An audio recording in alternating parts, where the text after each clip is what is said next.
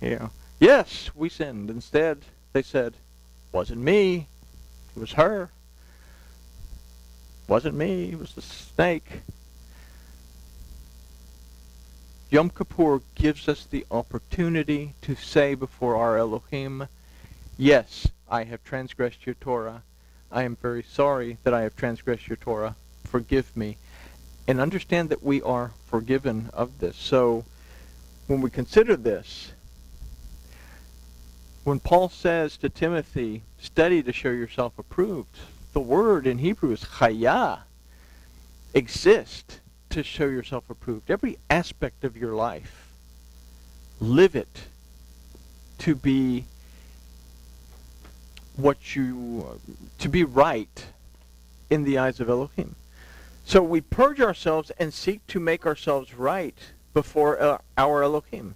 Yahusha made this day possible for us, and we honor his gift by keeping this day. When we consider Yeshayahu, or Isaiah 53, 4 through 5, that we like to read it a lot because it's the suffering servant phrase, or verses. Surely our diseases he did bear, and our pains he carried, whereas we did esteem him stricken, smitten of Elohim, and afflicted. He carried our diseases, or he bore our diseases. The word for diseases is holenu, that aside from diseases, it actually means maladies, anxieties, and calamities. Comes from the root chala, not challah. Doesn't come from bread. Comes from the root chala, that means weaknesses. The golden calves in our lives, and it was because of the golden calf incident that Yom Kippur came to be. So what does Yahusha carry for us? He carries those things that freak us out, wig us out, stress us out. He carries those things that cause us to be weak so that we can be lifted up and be able to overcome those things that, well, would normally knock us down. But we have today to think about and reflect about what those things are. And remember that the price was paid for us to, I use the phrase I like to use, knock it off. To stop looking at our weaknesses. To humble ourselves, to be weak before Elohim, so that we can become strong going into the world to come. So, but he was wounded because of our transgressions. He was crushed because of our iniquities. The chastisements of our welfare was upon him, and with his stripes we are healed. So let's consider the seriousness of this day of Yom Kippur, in these next three verses. For whatsoever soul it be that shall not be humbled, that shall not take the time to occupy themselves with their soul, in that same day he shall be cut off from his people. He shall be cut off from his people. If I don't occupy myself with the condition of my soul, then I am going to be cut off. But there's a better one. It says, and whatsoever soul it does that does any manner of work on this same day, that soul will I destroy among the people. Okay? So the first one is, I have to be able to take it seriously. The second one is, I have to answer the question, do I believe that Yahuwah Elohim exists? Because if I believe that Yahuwah Elohim exists, then I am going to take the commandment to humble myself and not allow myself to be distracted by anything other than looking at myself to understand where I am. Because if I distract myself with other things, is Yahuwah really present with me? Because I can't answer the question, do I believe that Yahuwah my Elohim exists? Oh, and here's a good one. You shall do no manner of work.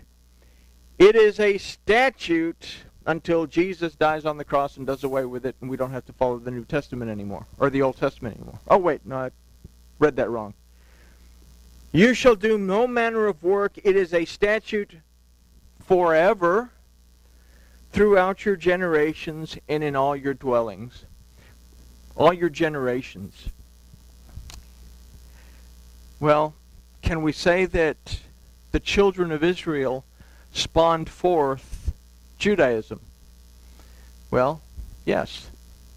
Can we say that the children of Israel spawned forth what we consider Christianity today? Yes. Is Judaism and Christianity generations of the children of Israel? Yes. Is this say that it's to be a statute forever throughout your generations? Then everyone is still responsible for holding on to this. If they say that they were a Jew or a Christian, it doesn't make a difference. If we take it from a deeper level, that it's Bana Yisrael that this is being spoken to, that those who are restored and established because Elohim prevails in their lives, or they're restored and established because they recognize when they are wrestling against Elohim, then this day is a statute forever in all of their dwellings. So as long as I'm in my house, I have to follow this, but if I go on the street, I don't have to pay any attention to it. Or is it talking about the dwelling where the soul itself resides? The dwelling that the Spirit keeps alive. I am that dwelling, and it's a statute forever for me, you, to follow this, regardless of where I'm at.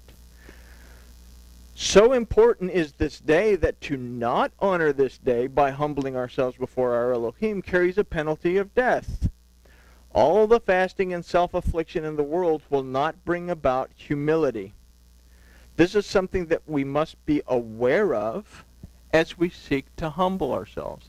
I have to become aware of my humility.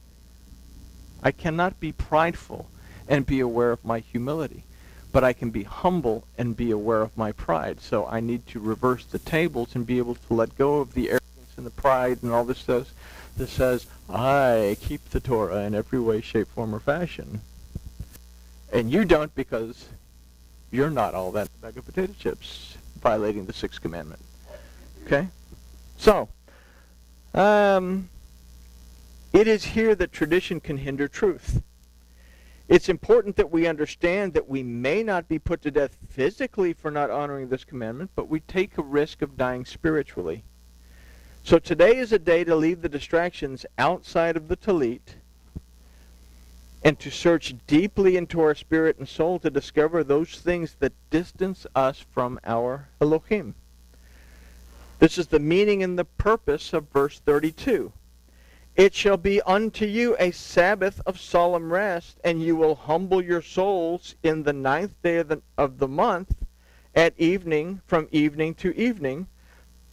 You shall keep your Sabbath. You shall keep your rest. So important is this day that it's called the Sabbath. It's a day to cease from everything that does not allow for this humble self-reflection to take place. Now the shofar is to blast at the end of this day when a jubilee is completed, and the shofar will blow when the age of the Adam comes to its end. The day of Yahuwah begins. So we have that judgment seat of Mashiach. The shofar is blowing. The door is closing. People need to make that decision, because once that door is closed, judgment is sealed on the nations, and judgment is sealed on those that are sealed within Elohim. So a good place to begin reflecting is also found in Yeshayahu, or Isaiah 55, 6 through 9, that says, Seek Yahuwah while he may be found. Call upon him while he is near. Let the wicked forsake his way, and the man of iniquity his thoughts, and let him return to Yahuwah, and our Elohim will have compassion on him, for he will abundantly pardon. Yahuwah says, For my thoughts are not your thoughts, neither are your ways my ways, says Yahuwah. For as the heavens are higher than the earth, so are my ways higher than your ways, and my thoughts than your thoughts. So these verses allow us immediately to ask, have I placed my thoughts above the thoughts of my Elohim?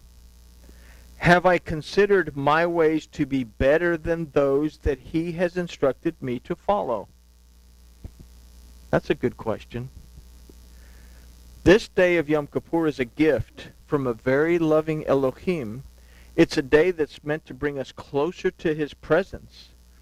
On this day, the most important question that we must answer is the one that our Elohim asked Ish and Isha on the day that they disobeyed his word. And only in humility can we truthfully answer this question.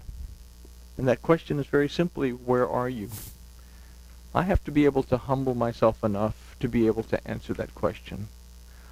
And with that, we say grooviness has been achieved to the lesson.